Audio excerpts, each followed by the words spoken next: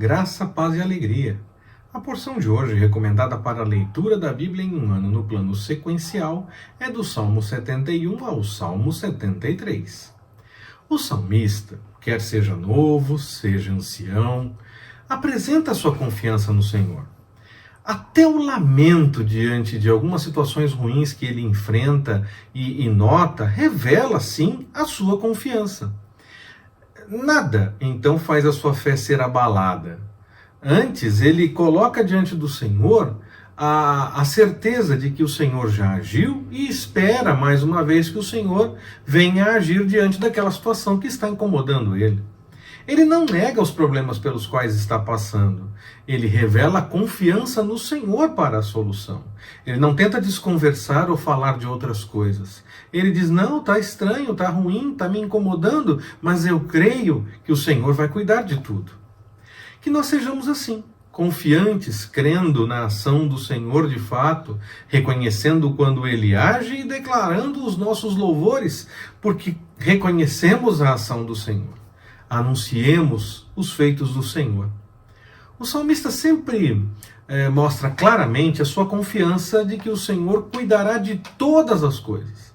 Ele espera, inclusive, que o rei seja grandemente abençoado. É claro que isso, para nós, depois de lermos também o Novo Testamento, principalmente, para nós isso aponta para o reinado de Cristo, o reinado eterno de Cristo. Nós não podemos descuidar disso. Claro que o salmista se preocupa com aquele que tem posição de liderança, para que ele possa realmente fazer as coisas de acordo com a vontade do Senhor, para que ele realmente possa ser abençoado e seguir dentro dos caminhos do Senhor. Não é simplesmente porque está na posição de liderança que já, então esse é realmente grandemente abençoado. Nabucodonosor estava em posição de liderança e ainda assim teve que passar por algumas situações para reconhecer o senhorio do Senhor Deus, ao Deus de Daniel, nesse caso, nós vamos ver quando chegarmos no livro do profeta, se assim nos permitir o Senhor, e ele então passou por algumas situações. Ainda assim o Senhor o chamou para fazer determinadas coisas. Ele não era diretamente servo do Senhor, mas esteve dentro do cumprimento do plano da vontade do Senhor, para que a vontade do Senhor pudesse ser cumprida.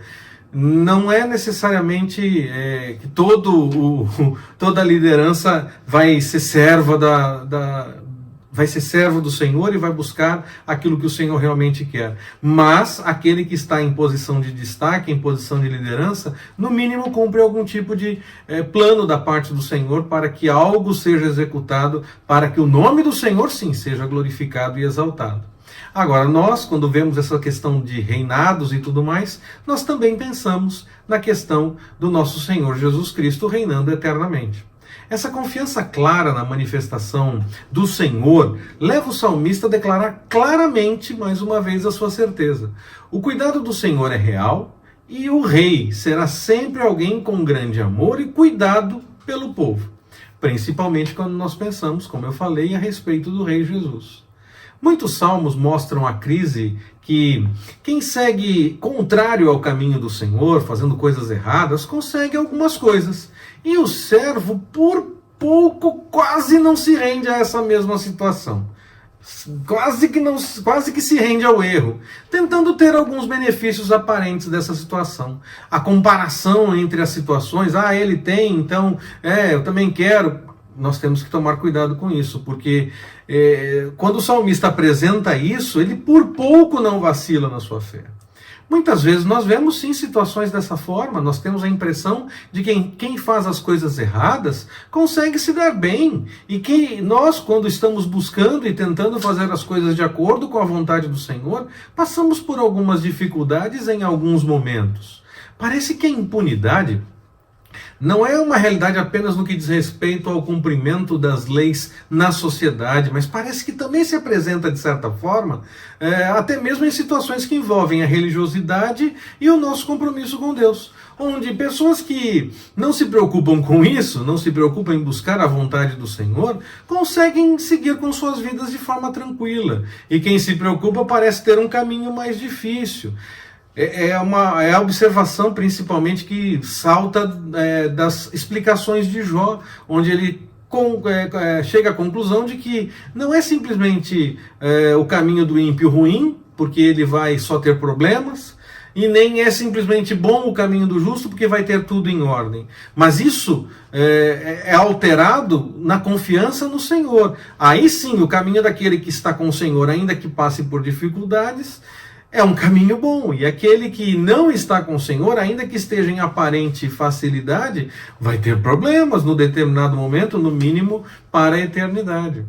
Ao passar por essa crise de observar essas coisas, de que o ímpio está com algumas coisas boas e aquele que busca a vontade do Senhor enfrenta dificuldades, nós podemos vacilar na nossa fé, como o salmista parece que quase chega a esse ponto. Nós podemos achar que vale a pena fazer alguma coisa errada para conseguir algum objetivo. Pelo menos fazer uma coisinha, um ajustezinho aqui, não vale a pena. Nem pense nisso. Não vale a pena. Nós não devemos vender a nossa consciência, não devemos vender a tranquilidade de colocar a cabeça no travesseiro. Podemos, é claro, buscar outras alternativas diante de situações que estão se apresentando e que nós precisamos de uma solução ou buscamos uma solução, mas sempre buscando debaixo da vontade do Senhor, nunca indo pelo caminho do erro, do pecado, do engano, da mentira. Nós não vamos por esse caminho. Nós vamos buscar na direção do Senhor, debaixo da vontade do Senhor. Todas as coisas erradas que os ímpios fazem acabam gerando uma certa crise no salmista, porque mais que observar que eles estão tendo algumas coisas boas, ele ainda espera que o ímpio seja punido.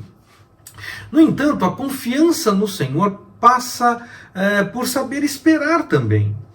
Ter fé é crer que as coisas possam acontecer, mesmo que elas não estejam parecendo possíveis. É confiar que o Senhor sempre fará o melhor, mesmo no meio da dificuldade, e mesmo que quando a solução chegue, pareça estranho. A crise do salmista geralmente termina quando ele declara que espera no Senhor.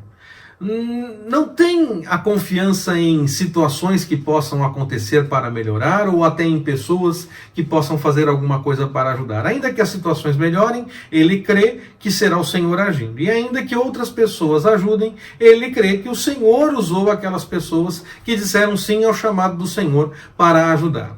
Confia, então, irrestritamente no Senhor. Da mesma forma, podemos até balançar em algum momento diante de algumas situações. Ser tentado não é pecado. O pecado passa a existir quando nós caímos em tentação, executamos o ato errado. Assim, balançar diante de uma crise é algo perfeitamente humano. Nós não podemos, ao balançar, quando isso acontecer, deixar que isso seja mais forte do que a nossa confiança no Senhor. E aí acabar indo pelo caminho do erro, da mentira, do engano, da falsidade ou de qualquer coisa que seja contrária à vontade do Senhor. Nós podemos sim buscar alternativas, mas nunca saindo da direção da vontade do Senhor, sempre executando as coisas de acordo com a vontade do Senhor e buscando nele a devida orientação.